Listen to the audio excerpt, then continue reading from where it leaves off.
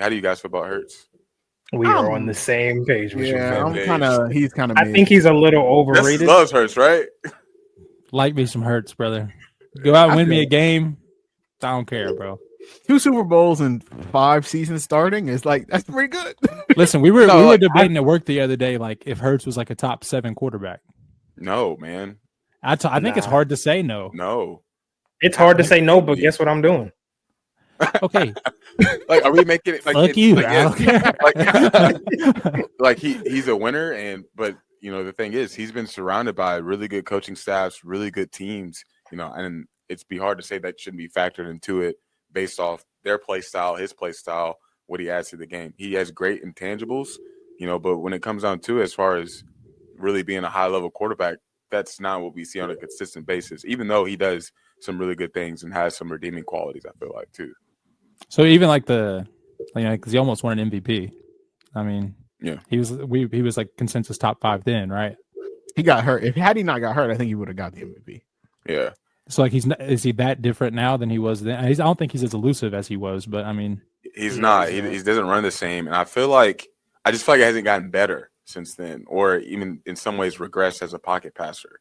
The offense is still not where it needs to be. Maybe with like being prepared sometimes, it can be redundant or simple when it comes to passing concepts.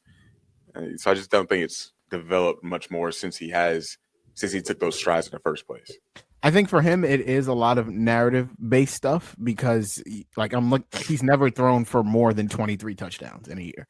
And so it's like a lot of his total touchdown stats come off a tush push, and people are like, that's not real. Like, anybody could do that. And so it's which is totally true. Not everyone can do it. Yeah, not everyone can do it. But I think that, narrative-based stuff definitely throws him off. I think he is around 7-8 for me, though. That's what I was going to say. Like, we're doing the top 7. Like, we get rid of the first 4. We know who those are. But after that, who is it? And then it's between Dak, Justin Herbert, Jordan Love, Jalen Hurts. I still take Dak over Stroud.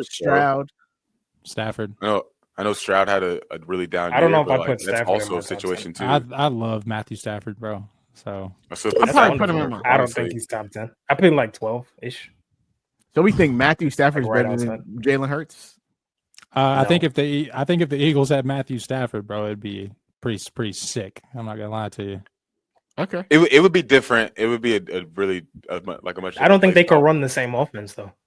Nah, I mean this just exactly. I'm just more part of the reason why Saquon's had such a great year is because people are scared of Jalen Hurts running. Same thing with Lamar and Derrick Henry. Like they're so focused on. His level of running is still different compared to those guys.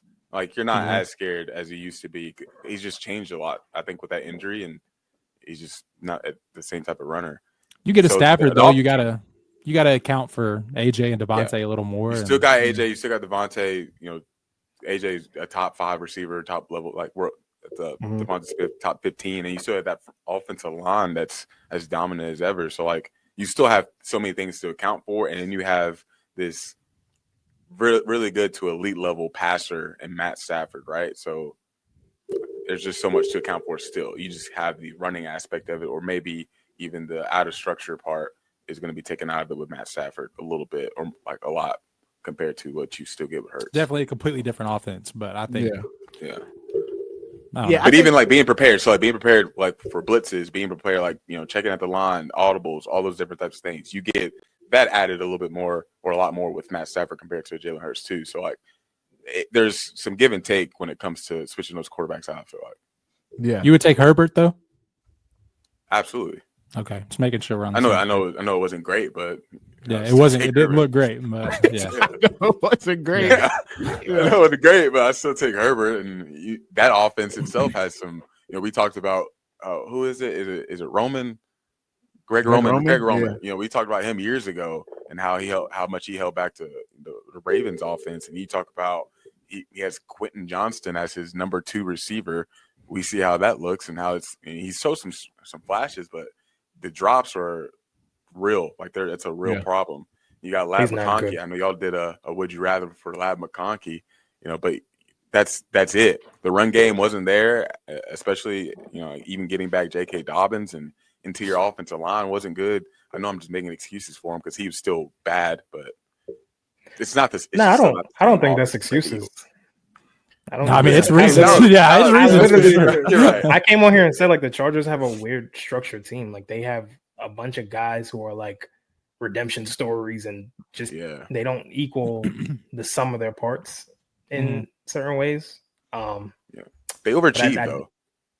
Yeah, that's exactly what I said.